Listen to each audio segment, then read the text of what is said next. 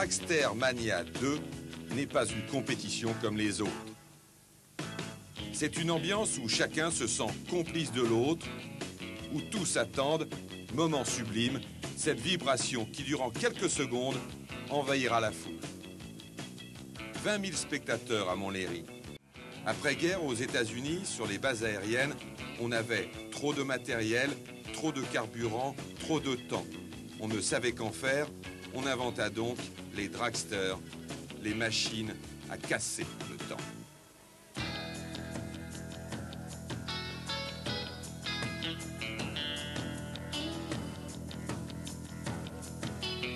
La vague de puissance et de bruit déferla sur l'Europe. L'Angleterre est la grande prêtresse de ce sport nouveau, dont le temple européen est situé à Santa Pod. Les pays scandinaves, la Hollande, l'Allemagne ont suivi et les premiers dragsters débarquèrent en France un week-end de septembre 1980 au Mans.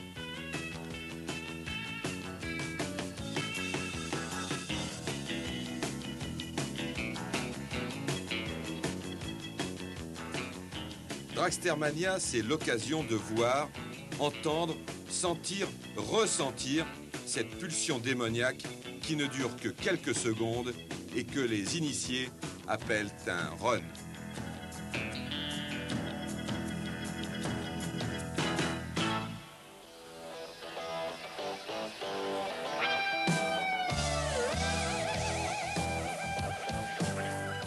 Dragster Mania, c'est aussi le concours Harley-Davidson Motojournal.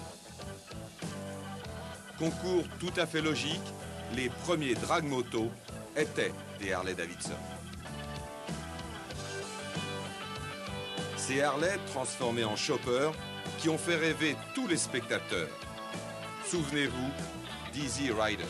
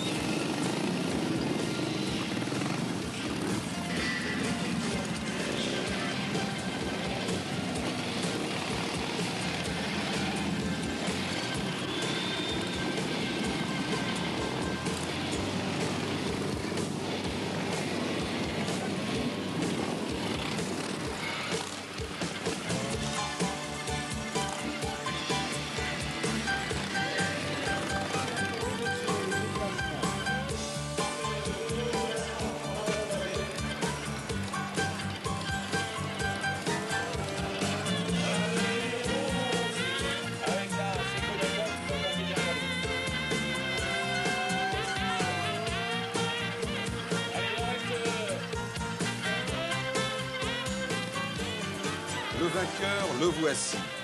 Richard Piasecki possède des choppers Harley-Davidson depuis plus de 15 ans.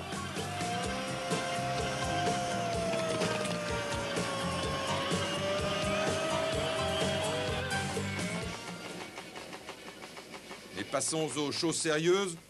Voici la dernière manche du championnat d'Europe des dragsters moto. Deux catégories, les Pro Stock, qui doivent garder leur aspect premier et rouler à l'essence. La puissance est doublée par rapport au moteur d'origine. Et les dragback ou top fuel. Tout y est permis, turbo, moteur multiple, roues de Formule 1, injection de nitro-oxyde, nitrométhane ou méthanol. Et l'on atteint allègrement les 500 chevaux. Beaucoup de mécanique pour quelques secondes de bonheur. Le nitrométhane et l'excès de puissance mettent à mal les moteurs qu'il faudra refaire entre chaque manche.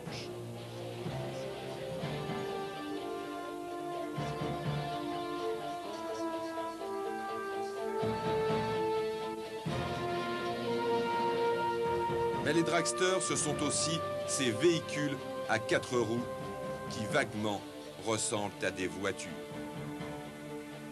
Les moteurs sont généralement des V8 gavés au méthanol ou au nitrométhane, développant plus de 2000 chevaux.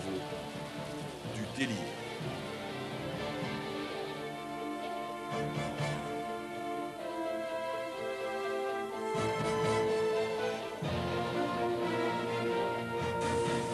On l'appelle Apocalypse Now.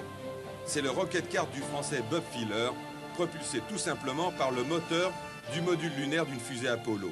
Il développe 30 000 chevaux pour un poids de 700 kg.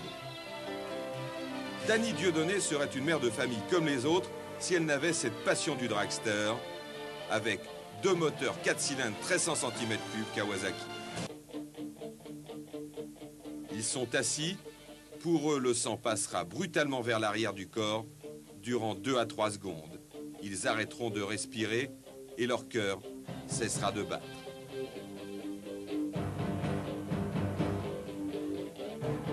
Ils, ce sont les pilotes des Funny Cars, Top Fuel, Jet Cars, sans oublier le Rocket Car.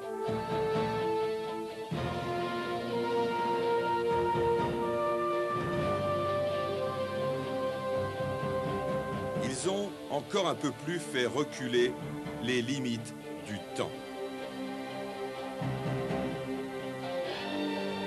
Et pour cela, à chaque fois isolés dans leur chariot de tonnerre et de feu, ils doivent se lancer aveugles dans l'abîme opaque du temps.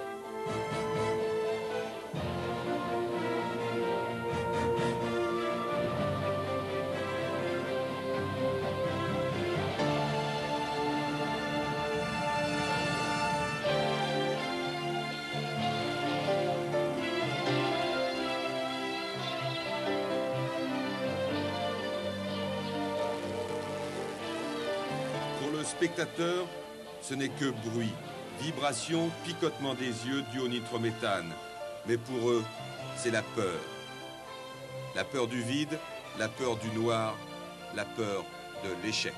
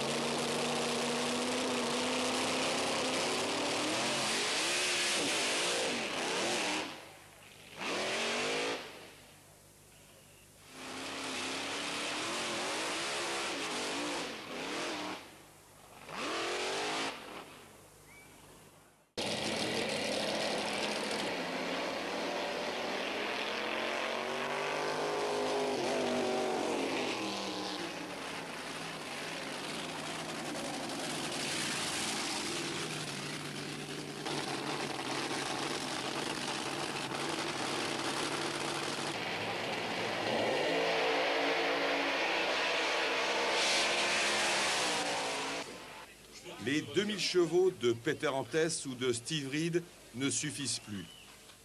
Voici venir les jet cars propulsés par des réacteurs Rolls-Royce de Boeing, 6000 chevaux. Et plus aucun problème d'adhérence, la puissance ne passant plus par les roues arrière.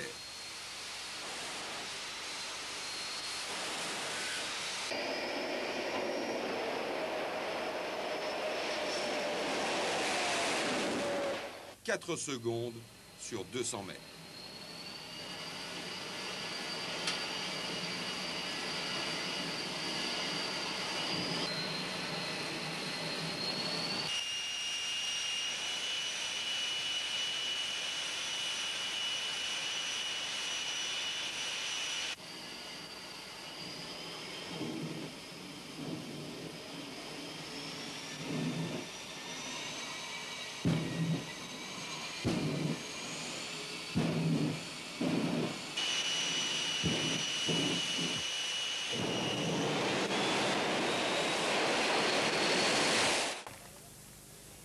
Voici le délire que Bob Filler a racheté aux Américains. La fusée du Rocket Car ne fonctionne qu'au peroxyde d'hydrogène, carburant devenu stratégique aux USA depuis les ennuis de Challenger. Il n'est plus utilisable qu'en France, seul l'air liquide acceptant de fournir du peroxyde d'hydrogène que l'engin consomme à raison de 30 litres à la seconde. Résultat, tous les records d'accélération sont battus, 400 mètres en 3 secondes 5, vitesse 621 km/h, accélération 9G. Bon, attention mesdames et messieurs, avec moi, c'est 4, 3, 2, 1, go! Eh bien voilà, c'était... Ce jour-là, des problèmes de valve l'ont contraint à n'accélérer que durant 100 mètres. Chrono, seulement 2 secondes 35 sur 200 mètres. Peut mieux faire. Et pour ceux qui douteraient de l'arrêt respiratoire et cardiaque du pilote durant l'accélération, jugez par vous-même avec cette caméra à bord. Cardiaque, s'abstenir. Le cadre est bon, là on voit bien.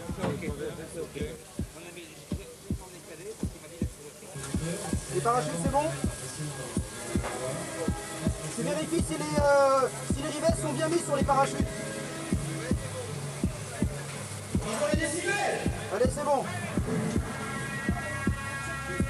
Mise en bas, j'ouvre les vannes.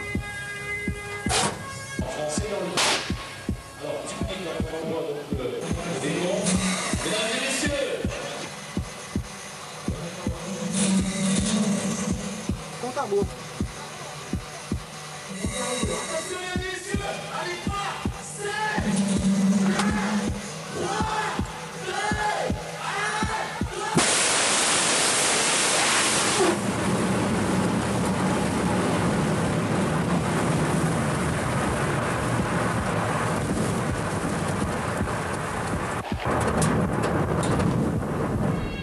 Et comme tout bon festin passé entre amis, Dragstermania ne pouvait se terminer sans une petite douceur.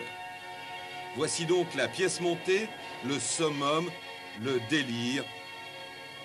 Voici la fameuse nuit où les chevaliers sont retournés dans le temps.